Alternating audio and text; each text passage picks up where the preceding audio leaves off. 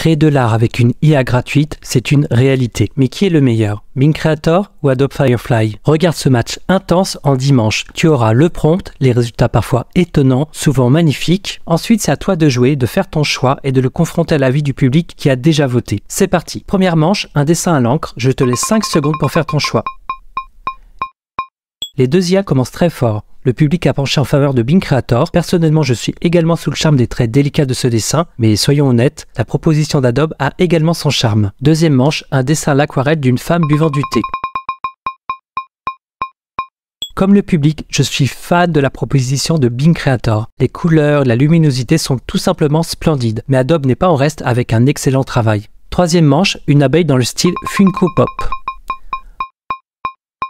Le public est beaucoup plus partagé, mais tranche en faveur de Bing. Je suis également partagé, j'ai une petite préférence pour la seconde. Quatrième manche, style impressionniste.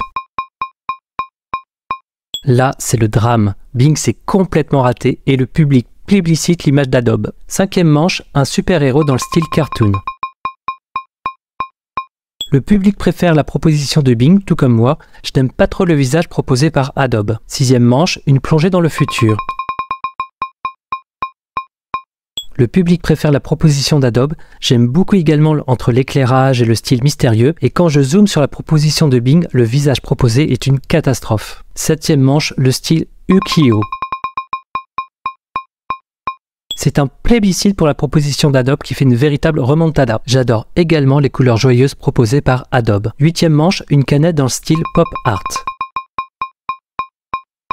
Le public préfère la proposition de Bing. Mon style est plutôt celui d'Adobe. Dans le fond, les deux propositions ont leur mérite. Neuvième manche, le pointillisme. Le public préfère la proposition d'Adobe, mais c'est Bing qui respecte le mieux la consigne. Je comprends le public, la composition des couleurs d'Adobe est chaleureuse, agréable. Dixième et dernière manche, le fauvisme.